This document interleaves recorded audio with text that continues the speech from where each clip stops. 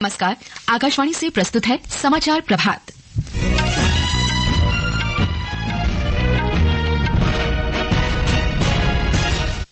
प्रधानमंत्री नरेंद्र मोदी आज लाओ पीडीआर के वियंचन में 19वें पूर्वी एशिया शिखर सम्मेलन में भाग लेंगे। भारत और आसियान देशों ने विवादों के शांतिपूर्ण समाधान के लिए समुद्री सुरक्षा के महत्व पर बल दिया। नाबार्ड सर्वेक्षण के अनुसार 2016-17 से 2021-22 के बीच ग्रामीण परिवारों की औसत मासिक आय 57% से अधिक बढ़ी। देश भर में दुर्गा पूजा का उल्लास चरम पर। मौसम विभाग ने अगले 2 दिनों के दौरान तमिलनाडु, पुदुचेरी, कराईकल, अरुणाचल प्रदेश और गुजरात में तेज वर्षा का अनुमान व्यक्त किया। और जीवन नेदुचाझियान और विजय सुंदर प्रशांत स्पेन में वालेंसिया ओपन टेनिस के पुरुष डबल्स सेमीफाइनल में पहुंचे। समाचार प्रभात के साथ मैं फरहत नाज। प्रधानमंत्री नरेंद्र मोदी आज लाओ पीपुल्स डेमोक्रेटिक रिपब्लिक की राजधानी वियंचन में 19वें पूर्व एशिया शिखर सम्मेलन में भाग लेंगे। हमारे संवाददाता ने बताया है कि विश्व के शीर्ष नेताओं के नेतृत्व में ये सम्मेलन क्षेत्रीय रणनीतिक विश्वास निर्माण में योगदान करता है और प्रतिभागी देशों को क्षेत्रीय महत्व के मुद्दों पर विचार विमर्श का अवसर देता है। पूर्वी एशिया शिखर सम्मेलन में 10 आसियान देश और 8 भागीदार देश भारत, ऑस्ट्रेलिया, चीन, जापान, दक्षिण कोरिया, न्यूजीलैंड, रूस और अमेरिका शामिल हैं। तिमोर लेस्टे भी पर्यवेक्षक के रूप में भाग लेगा। 2005 से अस्तित्व में आए पूर्वी एशिया शिखर सम्मेलन का उद्देश्य रणनीतिक विश्वास का निर्माण करना, क्षेत्र के लिए शांति और स्थिरता और समृद्धि को बढ़ावा देना है। प्रधानमंत्री नरेंद्र मोदी ने 2019 में 14वें पूर्वी एशिया शिखर सम्मेलन में भारत प्रशांत महासागर पहल की घोषणा की थी और तब से भारत ने भारत प्रशांत क्षेत्र के लिए आसियान के अपने दृष्टिकोण के साथ इस पर आसियान देशों के साथ मिलकर काम किया है। 3 आसियान देश इंडोनेशिया, थाईलैंड और सिंगापुर और पूर्वी एशिया शिखर सम्मेलन के 3 भागीदार अमेरिका, ऑस्ट्रेलिया और जापान भारत प्रशांत महासागर पहल में भागीदार हैं। नालंदा विश्वविद्यालय का पुनरुद्धार भी पूर्वी एशिया शिखर सम्मेलन की एक पहल है। श्री मोदी ने इस वर्ष जून में नालंदा विश्वविद्यालय के नए परिसर का उद्घाटन किया था। प्रधानमंत्री आज शिखर सम्मेलन से इतर कई नेताओं के साथ द्विपक्षीय बैठकें भी करेंगे। वह लाओ पीडीआर के राष्ट्रपति से भी मुलाकात करेंगे। अनुपम मिश्र, आकाशवाणी समाचार, दिल्ली। इससे पहले कल श्री मोदी ने भारत आसियान सम्मेलन में कहा कि भारत की एक्ट ईस्ट नीति ने आसियान देशों के साथ संबंधों को नई ऊर्जा, गति और दिशा दी है। उन्होंने कहा कि 21वीं सदी भारत और आसियान देशों की है। प्रधानमंत्री ने कहा कि भारत और आसियान देश शांति पसंद राष्ट्र हैं। हम शांति प्रिय देश हैं, एक दूसरे की राष्ट्रीय अखंडता और संप्रभुता का सम्मान करते हैं और अपने युवाओं के उज्जवल भविष्य के प्रति हम कमिटेड हैं। आज जब विश्व के कई हिस्सों में संघर्ष और तनाव की स्थिति है, तब भारत और आसियान की मित्रता, समन्वय, संवाद और सहयोग बहुत ही महत्वपूर्ण है। भारत और आसियान देशों ने अंतर्राष्ट्रीय कानून के मान्य सिद्धांतों के अनुरूप विवादों के शांतिपूर्ण समाधान और समुद्री सुरक्षा को बढ़ावा देने पर बल दिया है। आसियान भारत रणनीतिक भागीदारी मजबूत करने संबंधी संयुक्त वक्तव्य में भारत और आसियान नेताओं ने दक्षिण चीन सागर में आचार संहिता के प्रभावी कार्यान्वयन का समर्थन किया। समुद्री और साइबर सुरक्षा, आतंकवाद और अंतर्राष्ट्रीय अपराधों से निपटने, आपदा राहत और मानवीय सहायता, शांति बहाली और क्षमता निर्माण उपायों में सहयोग बढ़ाने पर भी सहमति बनी। ग्रामीण परिवारों के औसत मासिक आय में वर्ष 2016-17 से 2021-22 की अवधि में 57% से अधिक की वृद्धि हुई है। एक रिपोर्ट। राष्ट्रीय कृषि और ग्रामीण विकास बैंक नाबार्ड के अखिल भारतीय सर्वेक्षण के अनुसार ग्रामीण परिवारों की मासिक आमदनी 2016-17 के 8,059 रुपए से बढ़कर 2021-22 में 12,698 रुपए हो गई। परिवारों के औसत मासिक व्यय में भी वृद्धि हुई और ये 6,600 रुपए से बढ़कर 11,200 रुपए हो गया। इस दौरान बचत में भी बढ़ोतरी हुई और ये 9,100 रुपए से बढ़कर 13,200 रुपए हो गई। ग्रामीण परिवारों के बीमा कवरेज में भी उल्लेखनीय वृद्धि हुई है। ये 25.5% से बढ़कर 80% तक पहुंच गई है। ग्रामीण किसानों के वित्तीय समावेशन विस्तार में किसान क्रेडिट कार्ड ने प्रभावी भूमिका निभाई है। पेंशन कवरेज में भी सुधार हुआ है और ये लगभग 19% से बढ़कर 23.5% हो गया है। समाचार कक्ष से शशांक कुमार। केंद्र ने गैर कानूनी गतिविधियां रोकथाम अधिनियम के अंतर्गत हिजबुत तहरीर और इसके सभी संगठनों को आतंकवादी संगठन घोषित कर दिया। एक अधिसूचना में गृह मंत्रालय ने कहा कि हिजबुत तहरीर कथित तौर पर युवाओं को आईएसआईएस जैसे आतंकवादी संगठनों में शामिल करने के लिए, कट्टरपंथी बनाने और प्रेरित करने तथा आतंकवादी गतिविधियों के लिए धन जुटाने में शामिल है। संस्कृति और पर्यटन मंत्री गजेंद्र सिंह शेखावत ने युवाओं से सांस्कृतिक राजदूत बनने का आग्रह किया। महाराष्ट्र के नवी मुंबई में विकसित भारत एम्बेसडर युवा कनेक्ट कार्यक्रम में उन्होंने कहा कि भारत कई वैश्विक पर्यटकों के लिए आकर्षण का केंद्र है। श्री शेखावत ने युवाओं और छात्र समुदायों से देश की संस्कृति, परंपराओं और मूल्यों के वाहक और संरक्षक बनने के लिए भी कहा। देश भर में दुर्गा पूजा उत्सव का उल्लास चरम पर पहुंच गया है। शारदीय नवरात्र अनुष्ठान में आज महाअष्टमी और महानवमी पर मां दुर्गा के स्वरूप महागौरी और सिद्धिदात्री की पूजा की जा रही है। इस अवसर पर पूरी श्रद्धा और आस्था के साथ कन्या पूजन का भी विधान है। देश के विभिन्न भागों में पूजा पंडालों को सुरुचिपूर्ण ढंग से सजाया गया है, जहां भारी संख्या में श्रद्धालु जुट रहे हैं। हमारे बिहार संवाददाता की ये रिपोर्ट।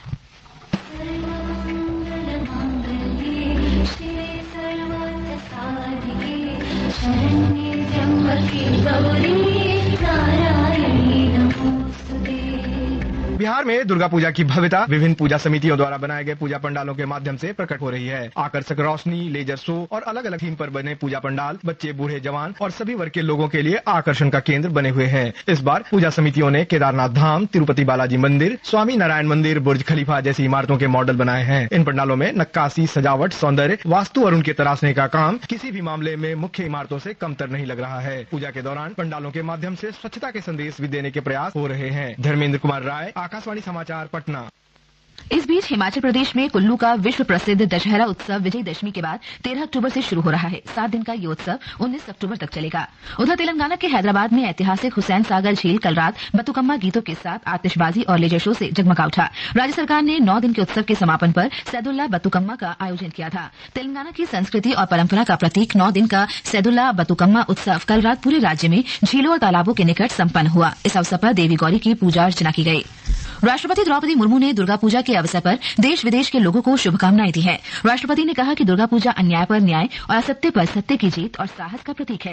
ये पर्व देवी दुर्गा के प्रति पूर्ण समर्पण तथा सभी धर्मों के बीच एकता और सद्भाव को बढ़ावा देने का अवसर है। उन्होंने मां दुर्गा से एक ऐसे संवेदनशील और समतामूलक समाज के सृजन की कामना की जिसमें महिलाओं को समुचित आदर और सम्मान मिले।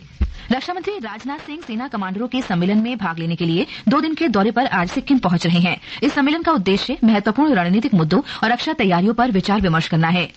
दिल्ली पुलिस के स्पेशल सेल ने 200 किलो कोकीन जब्त की है, जिसकी अंतर्राष्ट्रीय बाजार में अनुमानित कीमत करीब 2000 करोड़ रुपए है। पुलिस ने बताया कि पश्चिमी दिल्ली के रमेश नगर इलाके से कोकीन जब्त की गई है। इस सिलसिले में अब तक 7 लोगों को गिरफ्तार किया गया है। ये जब्ती उसी सिंडिकेट का हिस्सा है जिसे पिछले सप्ताह 500 किलो से अधिक कोकीन जब्त की गई थी।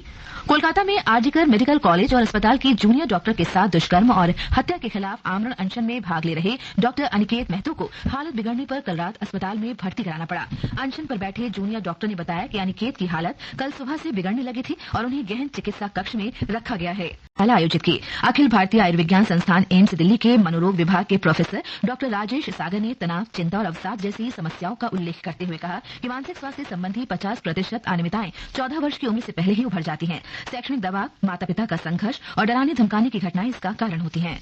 मौसम विभाग ने अगले 2 दिनों के दौरान तमिलनाडु, पुदुचेरी, कराईकल, अरुणाचल प्रदेश और गुजरात में तेज बारिश की संभावना व्यक्त की है। विभाग ने कहा है कि दक्षिण बंगाल की खाड़ी के मध्य भागों में कल एक चक्रवाती तूफान बनने की संभावना है। अगले 2 दिनों के दौरान पूर्वोत्तर, पश्चिम और दक्षिण प्रायद्वीपीय भारत में बारिश की भी संभावना व्यक्त की गई है। बिहार सरकार ने बाढ़ राहत अनुदान के रूप में 3,21,000 परिवारों के बैंक खातों में 225 करोड़ रुपए से अधिक की राशि सीधे अंतरित की है। कल पटना में मुख्यमंत्री नीतीश कुमार ने प्रत्यक्ष लाभ अंतरण के जरिए अनुदान राशि की दूसरी किस्त लाभार्थियों के खाते में भेजी। पहली किस्त में 4,38,000 से अधिक परिवारों को लगभग 307 करोड़ रुपए दिए गए थे। श्रीलंका में आगामी आम चुनाव के लिए नामांकन आज दोपहर को समाप्त हो जाएंगे। श्रीलंका में आम चुनाव 14 नवंबर को होने वाले हैं। एक रिपोर्ट। राष्ट्रपति चुनाव के संपन्न होने के कुछ ही सप्ताह बाद श्रीलंका आम चुनावों के लिए कमर कस रहा है, जो निर्धारित समय से 11 महीने पहले संसद के भंग होने के कारण आवश्यक हो गए हैं। 4 अक्टूबर को शुरू हुई नामांकन प्रक्रिया आज दोपहर तक पूरी हो जाएगी। चुनाव आयोग के अनुसार कुल 33 स्वतंत्र समूहों और राजनीतिक दलों ने आम चुनाव लड़ने के लिए नामांकन जमा कर दिया है। 22 चुनावी जिलों से 196 सदस्य और राष्ट्रीय सूची से 29 सदस्यों को चुनने के लिए 14 नवंबर को मतदान होंगे। अहमद मोइन फारूकी, आकाशवाणी समाचार, कोलंबो। वहीं खेलों में जीवन नेदुचाजियान और विजय सुंदर प्रशांत वालेंसिया ओपन टेनिस के पुरुष डबल सेमीफाइनल में पहुंच गए हैं। उन्होंने क्वार्टर फाइनल में रोमानिया के मिर्से अलेक्जेंडर जेकन और बेलारूस के इवान लुआतरेविच को हराया। आज सेमीफाइनल में भारतीय जोड़ी का मुकाबला पोलैंड के पियोत्रे मार्टुजवेस्की और करोल ड्रेजरेविकी से होगा। आईसीसी महिला 2020 क्रिकेट विश्व कप में वेस्टइंडीज ने बांग्लादेश को 8 विकेट से हरा दिया है। इस जीत से वेस्टइंडीज सेमीफाइनल में जगह बनाने के करीब पहुंच। आज ऑस्ट्रेलियाई टीम का मुकाबला पाकिस्तान से होगा। शिक्षा मंत्रालय ने एक भारत श्रेष्ठ भारत के अंतर्गत युवा संगम के 5वें चरण के लिए कल पंजीकरण पोर्टल शुरू किया। युवा संगम विभिन्न राज्यों और केंद्र शासित प्रदेशों के युवाओं का लोगों से संबंध मजबूत करने के लिए केंद्र सरकार की एक पहल है। पंजीकरण की अंतिम तिथि 21 अक्टूबर है। और अब आज के समाचार पत्रों की सुर्खियों के साथ है रवि कपूर। धन्यवाद फरहत। प्रसिद्ध उद्योगपति रतन टाटा का अंतिम संस्कार राजकीय सम्मान के साथ किए जाने की खबर आज सभी समाचार पत्रों में है। राजस्थान पत्रिका लिखता है अलविदा भारत के रतन टाटा अनंत यात्रा पर। अमर उजाला की सुर्खी है अब अनंत में रोशन होंगे रतन। दैनिक जागरण की खबर है हर आंख हुई नम, रतन टाटा के अंतिम दर्शन के लिए लगी कतार। हरिभूमि ने प्रधानमंत्री नरेंद्र मोदी की विदेश यात्रा की खबर सचित्र प्रकाशित की है। लाओस में मोदी भारतीय समुदाय ने मंत्र और नृत्य से किया पीएम का स्वागत। हिंदुस्तान लिखता है प्रधानमंत्री ने दक्षिण एशिया के लिए देश की अहमियत बताई। भारत आसियान मित्रता संघर्ष के समय अहम। मध्य पूर्व में तनाव ने बढ़ाई भारत की मुश्किलें, महंगाई के आसार। हिंदुस्तान की सुर्खी है। पत्र लिखता है भारत का खाड़ी देशों के साथ हर साल 200 मिलियन अमेरिकी डॉलर का कारोबार। इंसानी जीवन के बिखराव को कहानियों में पिरोने वाली साउथ कोरियाई लेखिका हान को साहित्य का नोबेल। नवभारत टाइम्स की सुर्खी है। एआई ट्रैफिक सिग्नलों से समय की 33% तक बचत। राजस्थान पत्रिका की खबर है। और अंत में मुख्य समाचार एक बार फिर। प्रधानमंत्री नरेंद्र मोदी आज लाओ पीटीआर के व्यंजन में 19वें पूर्वी एशिया शिखर सम्मेलन में भाग लेंगे। भारत और आसियान देशों ने विवादों की शांतिपूर्ण समाधान के लिए समुद्री सुरक्षा के महत्व पर बल दिया। नाबार्ड सर्वेक्षण के अनुसार 2016-17 से 2021-22 के बीच ग्रामीण परिवारों की औसत मासिक आय 57% से अधिक बढ़ी। देश भर में दुर्गा पूजा का उल्लास चरम पर। मौसम विभाग ने अगले 2 दिनों के दौरान तमिलनाडु, पुदुचेरी, कराईकल, अरुणाचल प्रदेश और गुजरात में तेज वर्षा का अनुमान व्यक्त किया। और जीवन नेदुचाझियान और विजय सुंदर प्रशांत स्पेन में वालेंसिया ओपन टेनिस के पुरुष डबल्स सेमीफाइनल में पहुंचे। इसके